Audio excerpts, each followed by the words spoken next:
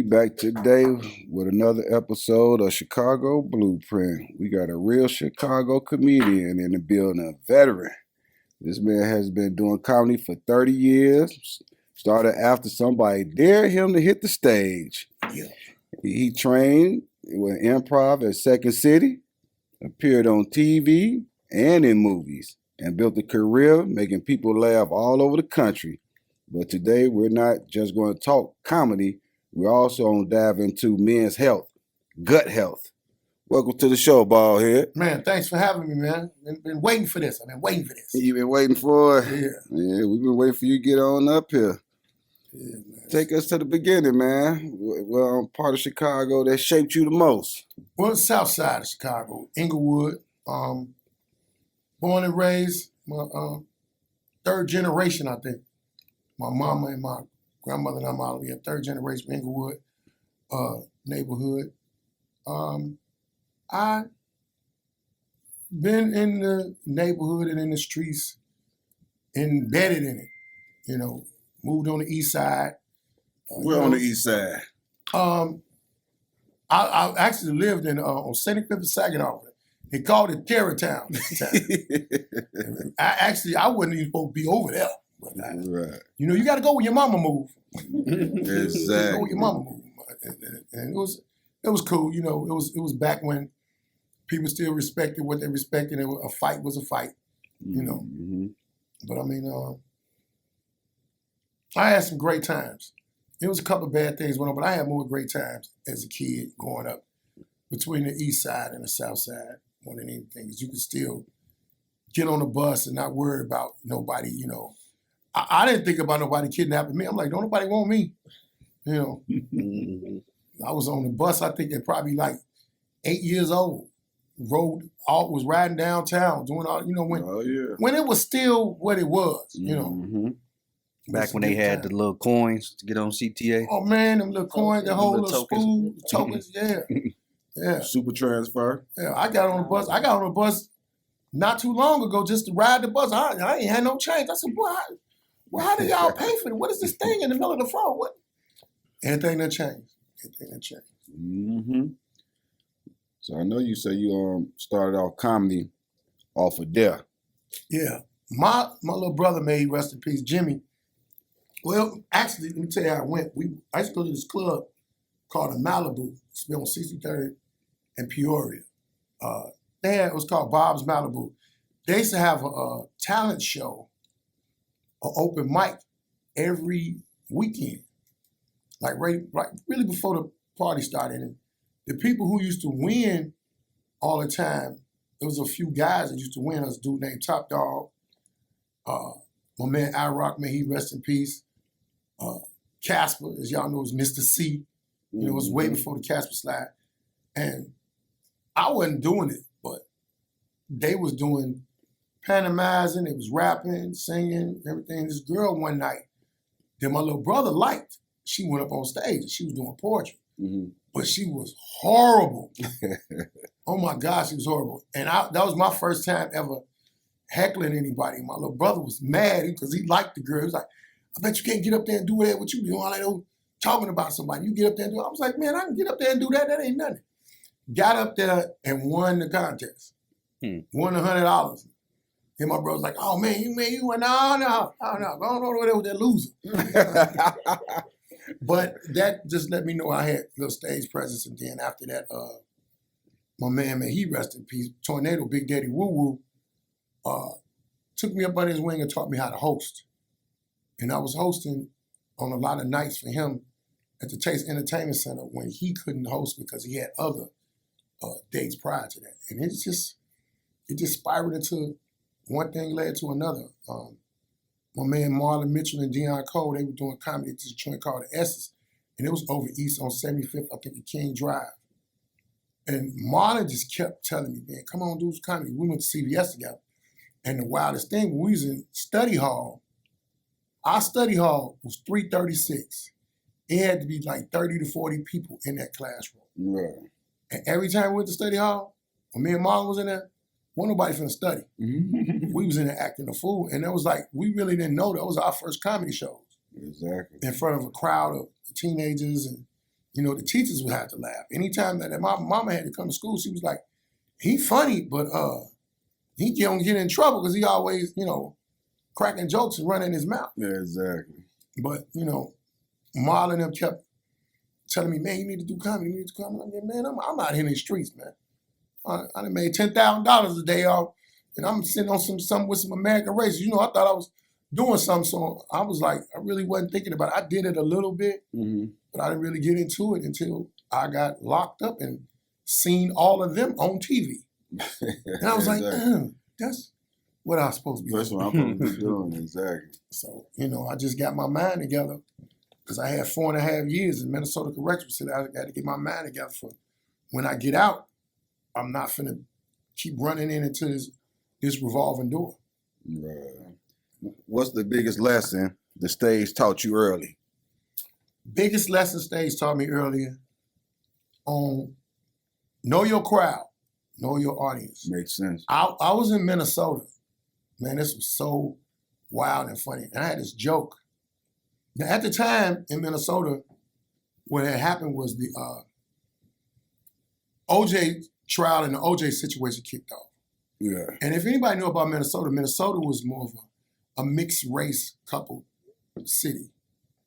So when that kicked off, it was a division going on. But I didn't never know nothing about it, pay attention to it. So the joke that I had was,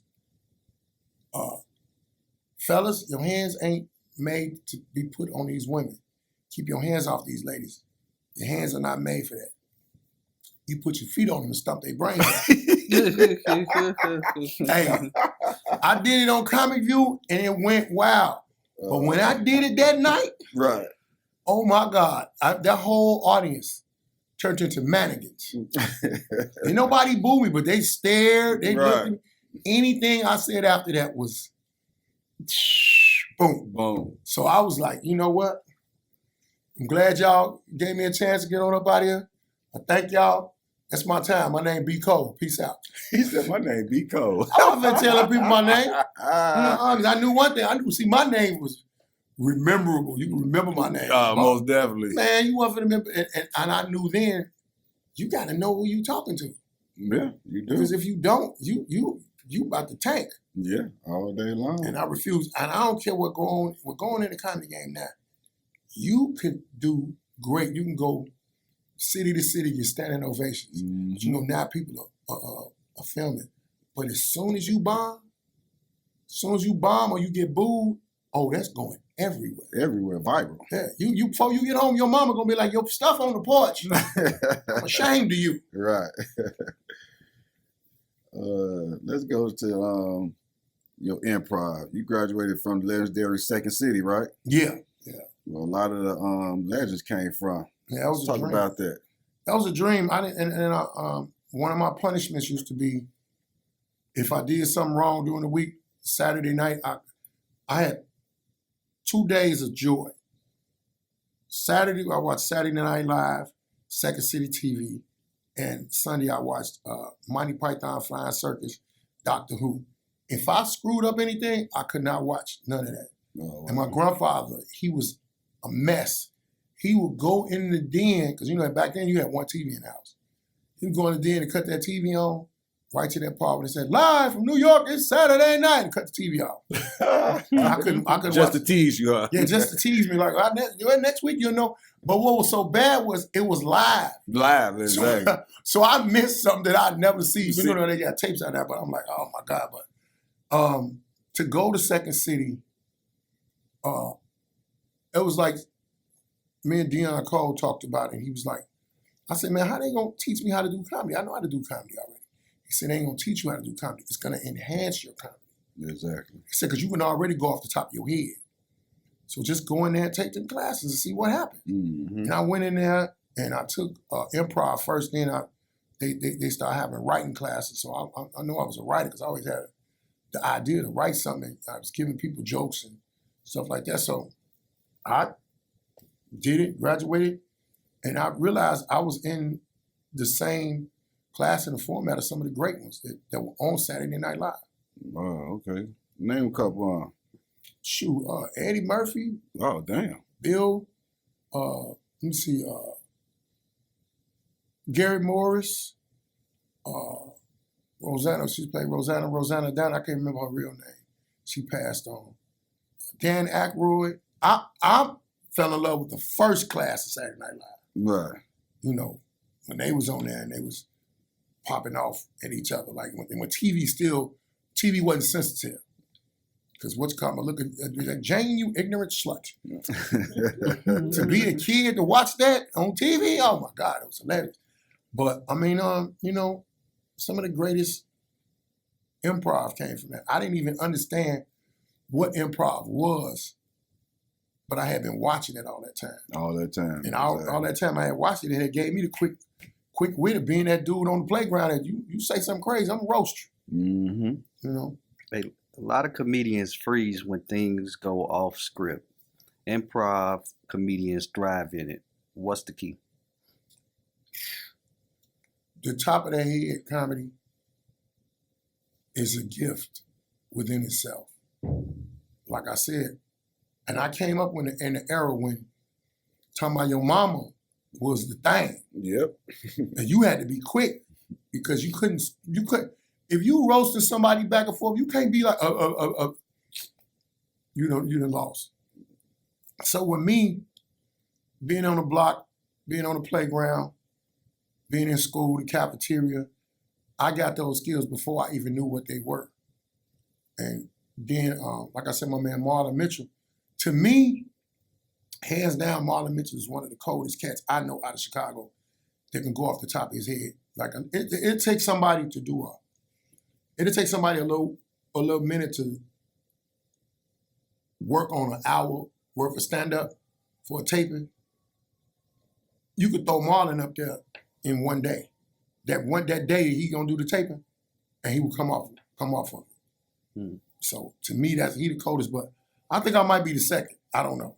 I can't really say that about myself, but I know that it's just something that was given to me. I can't even explain it.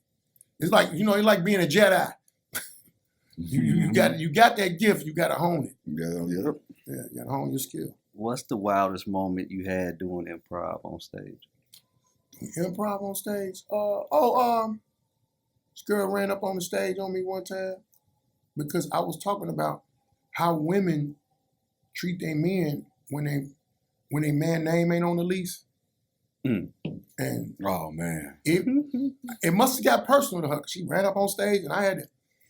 And when she ran up and she got close, I guess she really realized, he really didn't want to be running up on like that. And then I just tore her up. And after the show, she called some dudes up there. And when they got up there, they already knew me. It was like, girl, we ain't finna be mad. You don't want to mess with the wrong person. Right. Leave that alone. Crazy. It was wild because it could have went a whole different way. Yeah. Exactly. I'm like, man, I could have walked outside and could have got gunned up, jumped on, anything. All type of stuff. Yeah. Do you think improv makes comedians sharper than just writing jokes? Yeah. It make them sharper, but at the same time, it's like a whole set of ammunition. You can have all the guns in the world. If you don't know how to shoot them, it's a trained skill, but sometimes you gotta already have it on you, if that makes sense. Mm-hmm. You gotta already have it, and then somebody can train you to do it. Like I know a lot of dudes that fix cars. Mm-hmm. They might not can explain it, but then when they go to school, they go, "Oh, that's how you say that. That's what that is. That's what this." And that's what happened with me with improv when I went to go do improv opposed to doing stand-up comedy. It's basically fine tuning. Yes, fine tuning. That's all it is. So you've been in movies and on multiple TV shows. What was the big break? Which one was the big break? I think it was two. Comic View, they had this thing called Spotlight, Comedian Spotlight. Me and my man LeVar Walker got noticed more than anybody. And it was in New Orleans, 2 weeks before Katrina. Oh yeah. It was 2 weeks before Katrina. We was down there. And I knew that was my first time being on TV. And I had to make an impact. So, I came out and I wasn't asking nobody how they doing. I just went dead in. 'Cause you gotta make an impact. You get that one chance. And That's it. after that, I got looked at. A lot of people looked at it, and the next time was Martin Lawrence's First Amendment, and actually was taped in Chicago, the Chicago Theater. And my people, that's when I came out, and I got a standing ovation before I even started. Mm-hmm. I knew then, I was like, oh, okay, Right. this is what I'm supposed to be. Right. I'm here. Because these people know me for that. They know me for that. They're happy to see me on this big stage. Let me get them what they came in for. Give me a funny behind the scenes on the movie set or somewhere you was filming at or doing a comedy show. Man, that's how we do is laugh. I man. know. That's how we do is laugh and act a fool. Well, behind the scenes. Maybe one of the movies you were shooting or something. It was a movie I did called Black Privilege. It was directed by Mark Harris. He had the script. He had the script written out. He had my part written out. And I was looking at it. I was like, Mark, this ain't how I talk, man. Right. This ain't going. And I'm thinking in my mind, I'm known to be a comedian, but he was like, they really ain't really looking for the comedian thing. I was like, okay, I'm gonna do it your way, and then let me do it my way. Exactly. So it was a scene where me and another brother was talking about how the neighborhood was gonna change because there was different elements of people moving in the neighborhood. Mm-hmm. And at the time we was talking, there was a dude across the street.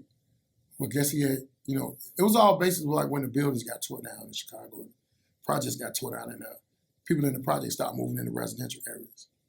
So it's gonna make the property value go down. We stand up there talking about it. He's actually raking up some stuff. And I think I came over there, you go talk to your neighbor. And the dude across the street was eating a watermelon and he threw the rind right on the ground. Right. And right when he threw it on the ground, I was like, yep, this fucked up. Time to go. I'm finna leave. And it was just so funny to everybody. He kept that part in. Oh, yeah. He kept that part in. And whoever one of the other dudes was like, I didn't think that they would go for that. I didn't think they would go. Because it was kind of like a serious thing because it talked about how the neighborhood changed, the red line and everything. It was so serious, but it needed a little comedy, I guess. Mm-hmm.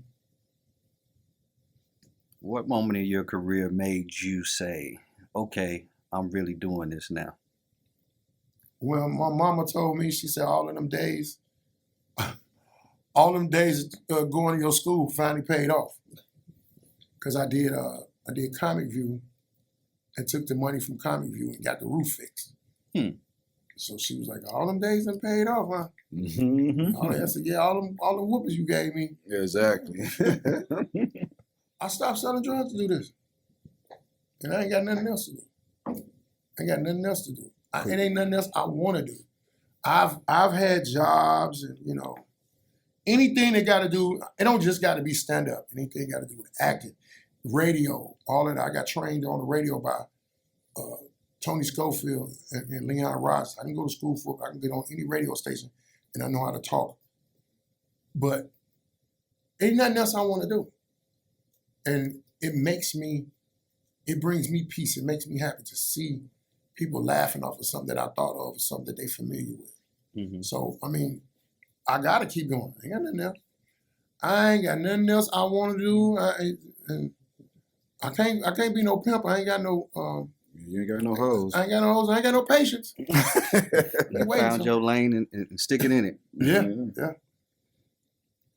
Yeah, so what's some of the hardest part of being a comedian? Because I know people don't see the grind; they just see you getting up there making them laugh. The business, a lot of parts of the business. If the business ain't right, like we was talking about, my man D-Lay was online talking about nigga business when they ain't doing business right, and it make you can go get the contracts and do all of that, but these people still got to do this business right. Mm-hmm. If we agree upon a number, and I tell you I need this portion of that before the show, before you put me on the flyer, that's what needs to be done because you do your part, you get them people there, I'm gonna do my part to make them want to come back. Exactly.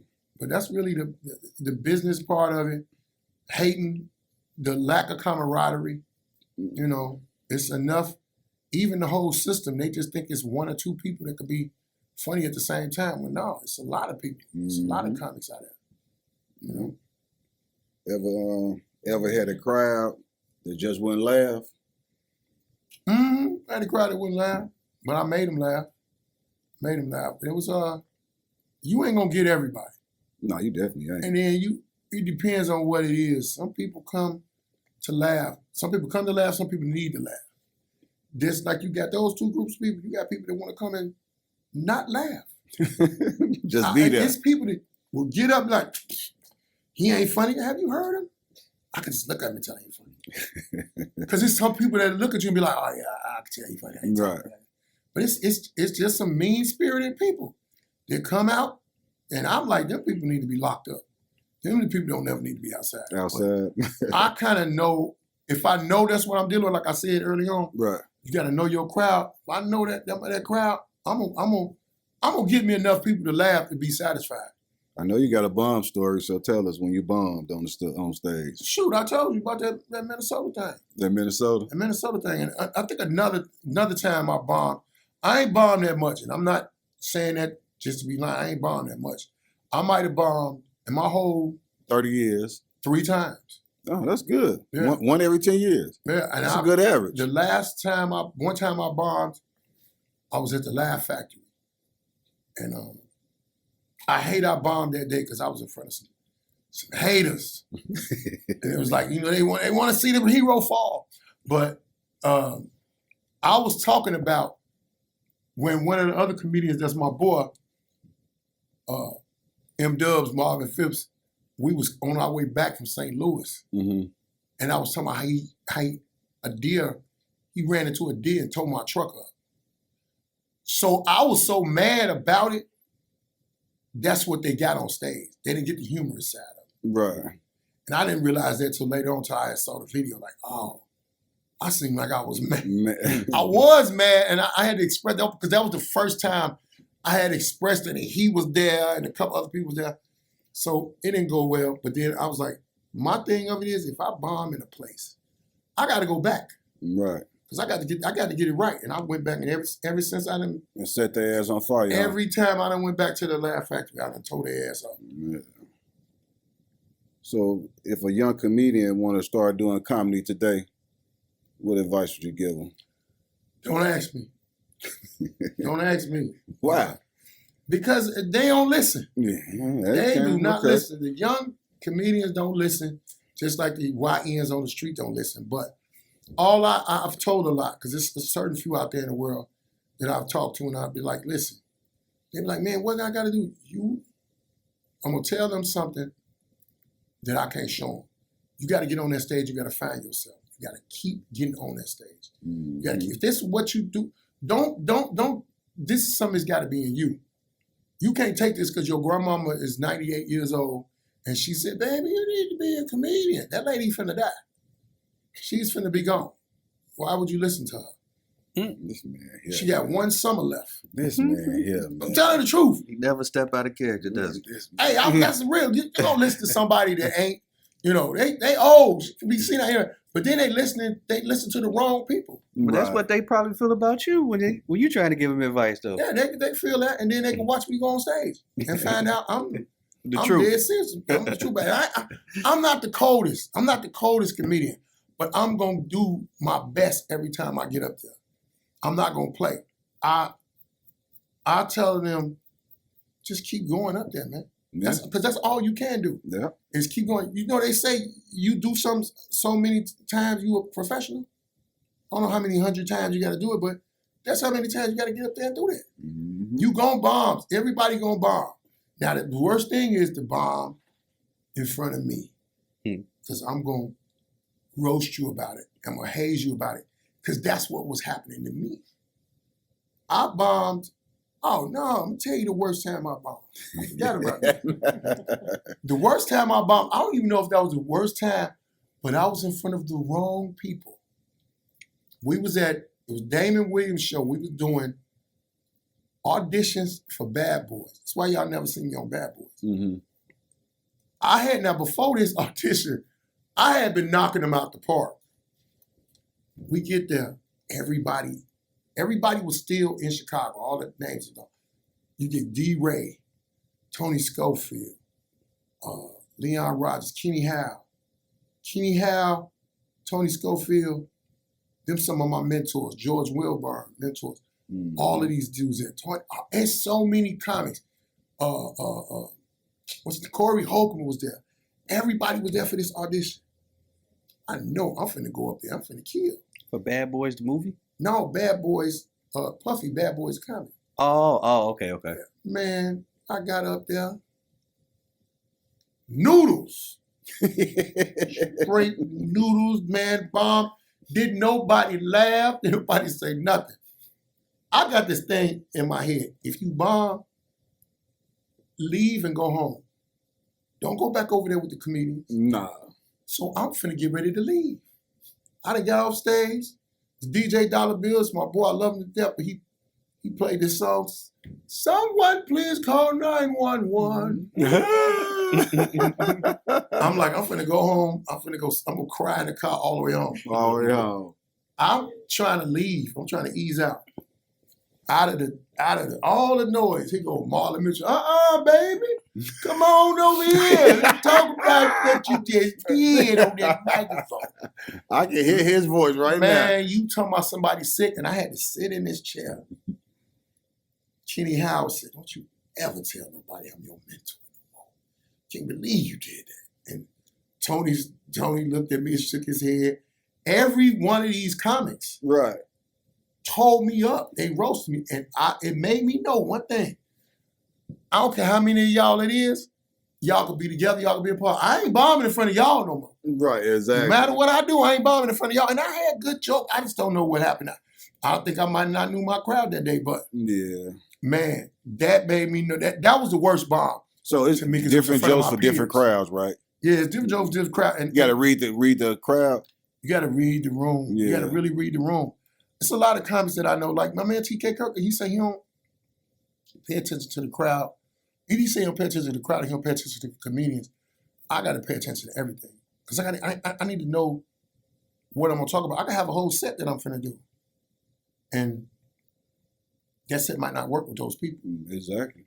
You know, I'm talking in front of a bunch of YNs instead of talking, I can't talk to them. I got to talk to my uncles and aunts. Yeah, exactly. You know, you got to know the crowd.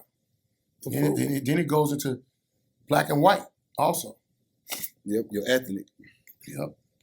Before we shift gears, let me ask you a question off a script. What do you think about up and coming comedians in our generation? Like, say for instance, Mojo Brooks.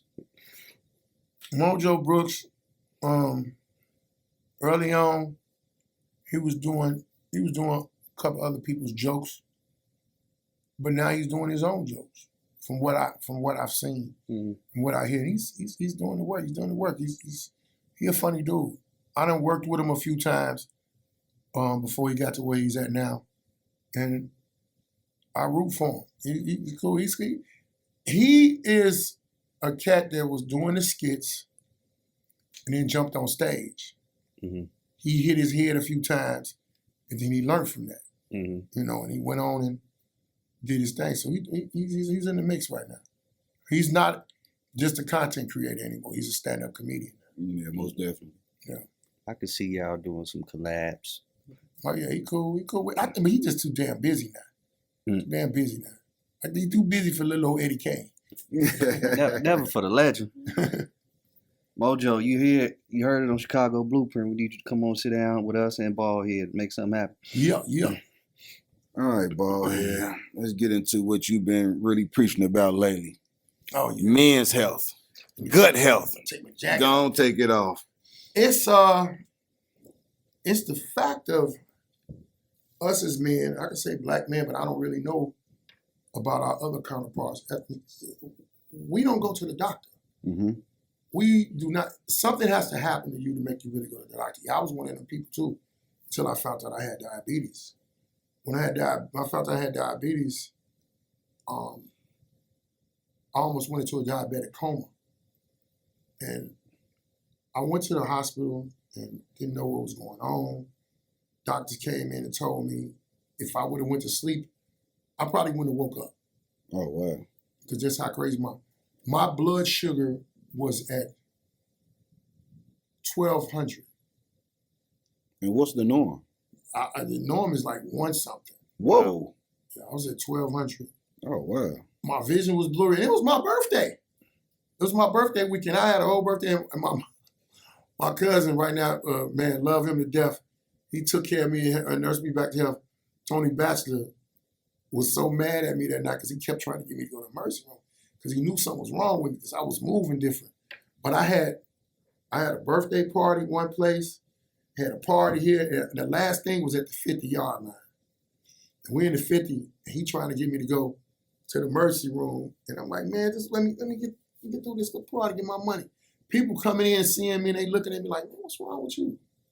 I was like, man, I don't feel good. I'm tired. I'm just telling them that. Mm-hmm. But my boy Danny at the time, his ex-wife was like, I think she was a nurse. And she was like, get him to the hospital. He's about to go into a diabetic coma.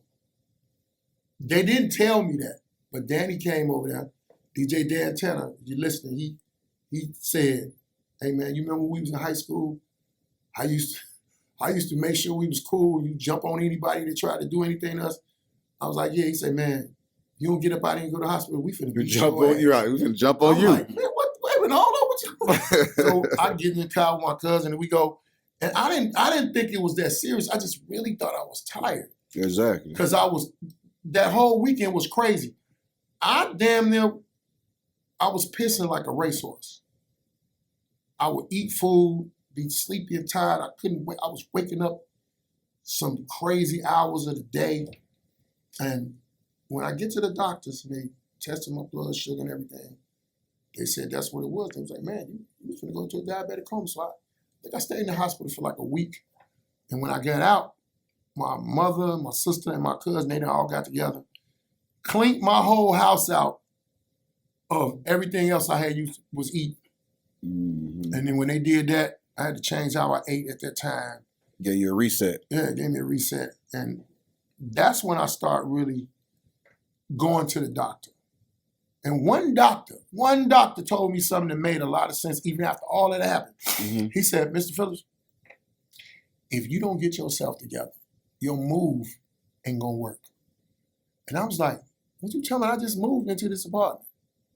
He said, no, you don't get yourself together. Your penis ain't gonna work. I said, why y'all don't got that on billboards? Right. You don't know that to get men lining up at the doctor. You gonna tell me about that? And now my stuff ain't working because I done ate a Snicker. And I'm at my girl how she think I'm cheating on her. No, y'all gotta do better explain. So Yeah, ate a Snicker yeah, and I turned done to a got slinky. over that part, and I got to dealing with the diabetes. But then, as time went on, because of how this food is, how we ain't knowledgeable of what we eating, I found out I had heart failure and high blood pressure. What it really kicked off in the COVID. Mm-hmm. I already had diabetes, but I had diabetes and I had asthma. I hadn't had an asthma attack since I was 13. Diabetes was the only main thing that I was battling with, and I had just got a hold of it.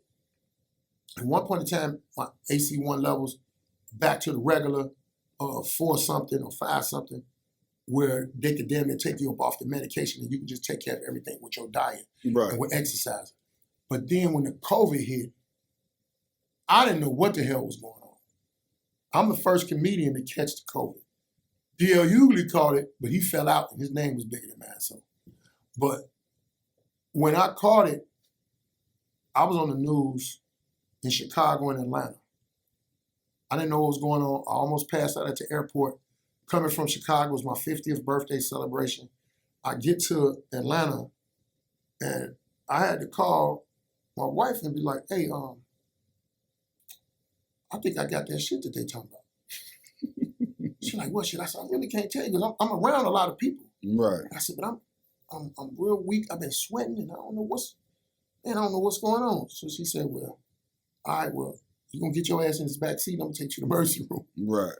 I get in the car, she got all the windows down. You know what I'm saying? I went to the emergency room. They told me that I had strep throat. Now let me tell you how early on this was. When I left Chicago, my birthday event was the last event before they locked everything down. Then one night we went to the club, it was in Geno's, and they was like, all the clubs is finna be closed at 12 o'clock. Exactly. It's finna be locked down. We don't know when they open it back up. People were Right. like, what? So everybody was coming out. It was one lady in the club with a mask on.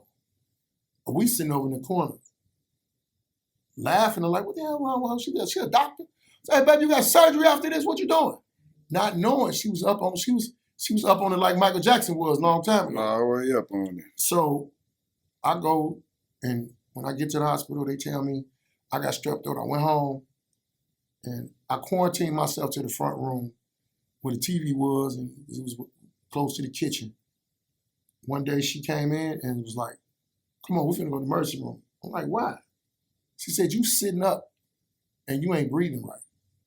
And what happened was the fluid from my lungs, I was drowning in my own fluid Right. and didn't really know it. And went to the emergency room.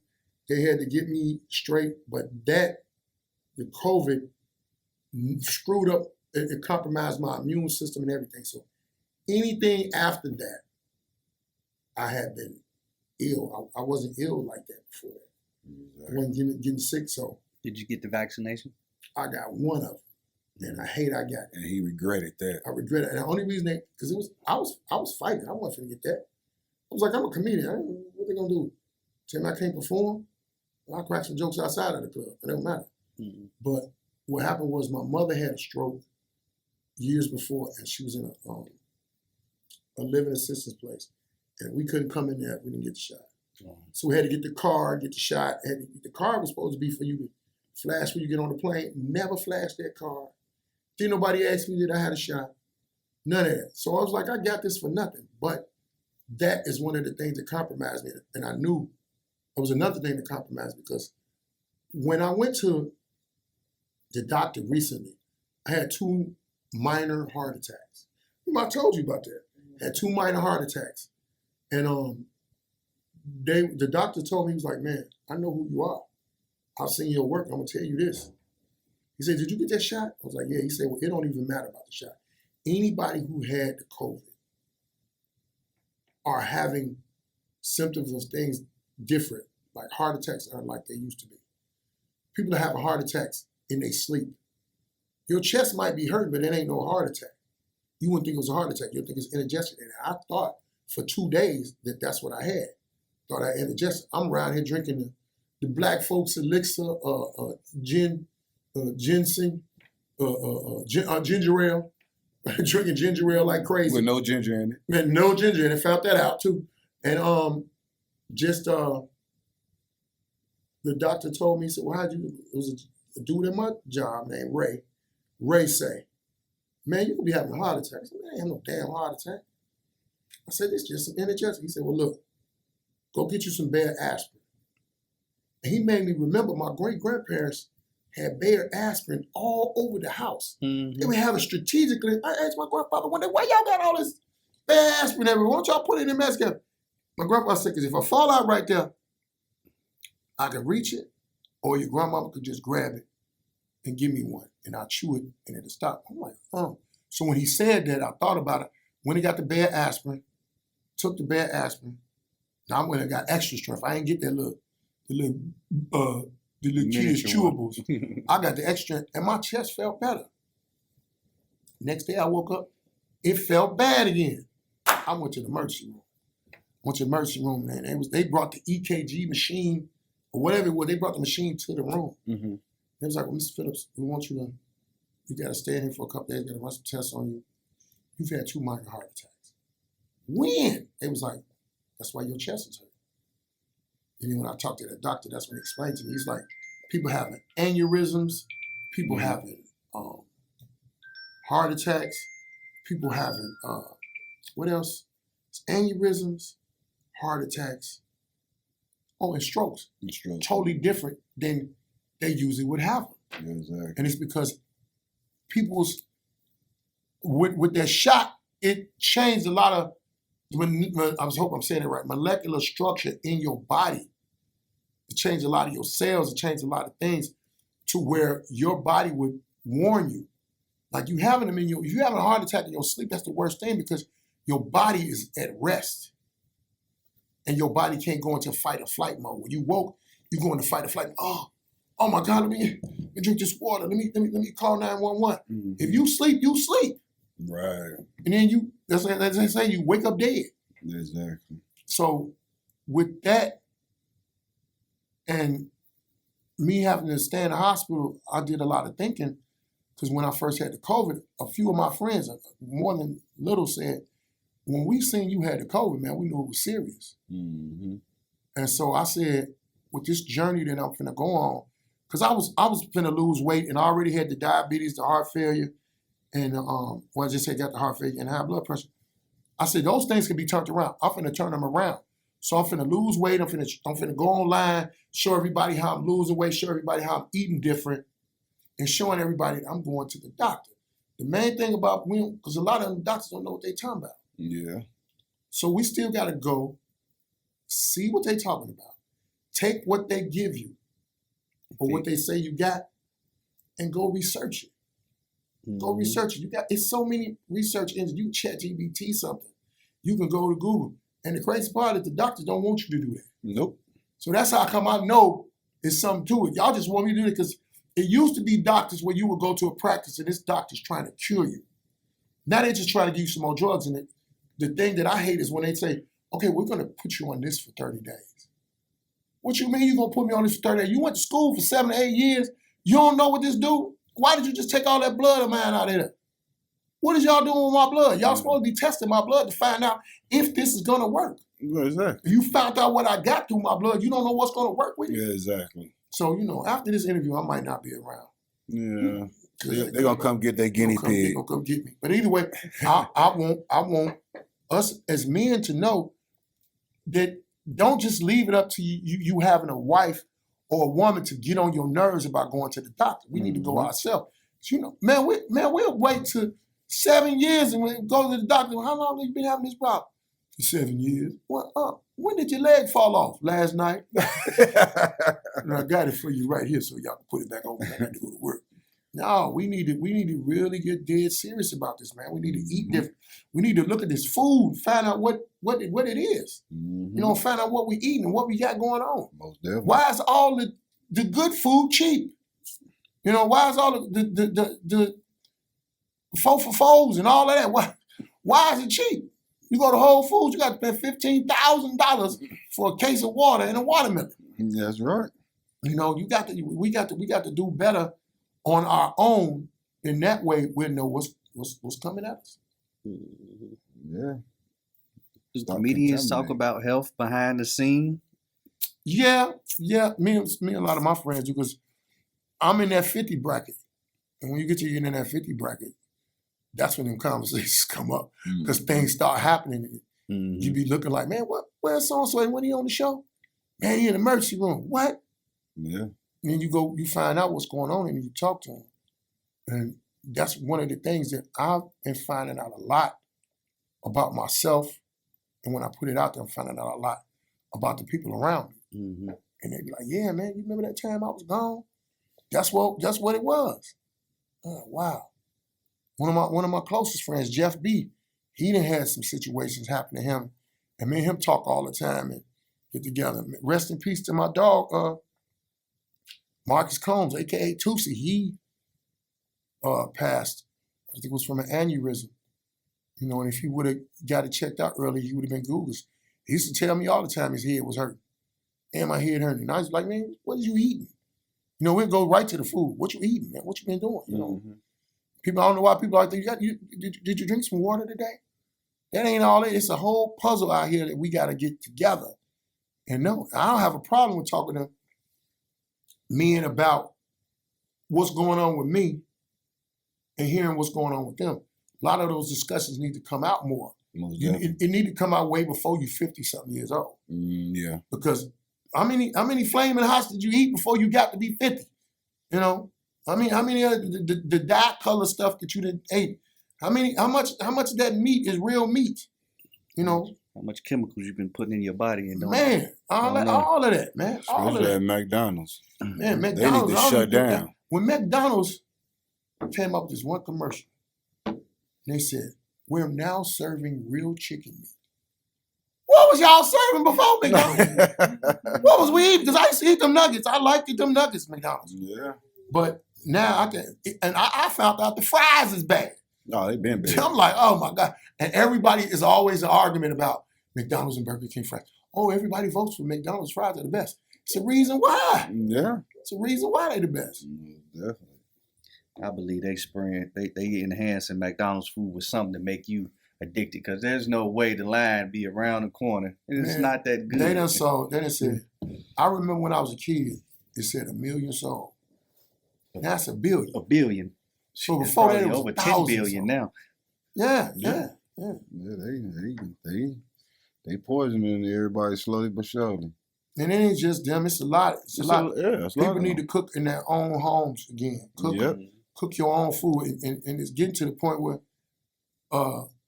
you're going to have to hunt your food in a minute. Yeah. What you think about that that interview that the McDonald's CEO did, where they say he was fake eating the food? Did you see that? Yeah, I seen it. That man know. If he don't know, he just getting money like the rest of these people out here. Mm-hmm. These doctors don't know what they got us consuming. They just getting the money. That's So it. if he was, he wasn't eating. To me, it don't matter. What you gonna do? What you gonna do to say? I want to wake up in the middle of the night and see they got a major class suit on McDonald's and all of the food that they done gotten, the generations that they done knocked off before that. Mm-hmm. It ain't gonna happen. They too much of a tyrant. Yeah, they got too much money, but I mean, if enough people do it, something gonna happen. But you got to think about it. Enough of them people still gonna get in their line. Oh, yeah. Well, yeah, man, we appreciate you coming out and sharing that with us, Baldhead, about your comedy career, gut health, men health. Talk about it. Yeah. Food. Yeah. Let's tell people where they can find you at and follow you in your upcoming shows that you probably got coming up. Well, y'all want to know anything I got going on? You can go to 360 Comedy Network. It's my new management team. Shout out to my manager, Cherie Buchanan, doing her thing. Also, you can find me on social media, comedian Baldhead Phillips or Baiting Baldhead Phillips. And I post all of my shows. I post everything. I'm posting nothing but the truth, the real, about this health, my health. I'm telling y'all about mine so it could spark you to look at yours. And when it comes to the comedy shows, I'm back out here doing what I'm supposed to do. Had to take a little bitty hiatus because of my health, but I'm back out here doing what I got to do, man. Standing strong on them stages, giving y'all the best. So come check me out. Yes, sir. And that's another episode of Chicago Blueprint, wrapping up with Baldhead Phillips, one of the top comedians out of Chicago and doing this thing all over. Yep. We out. Peace. Perfect.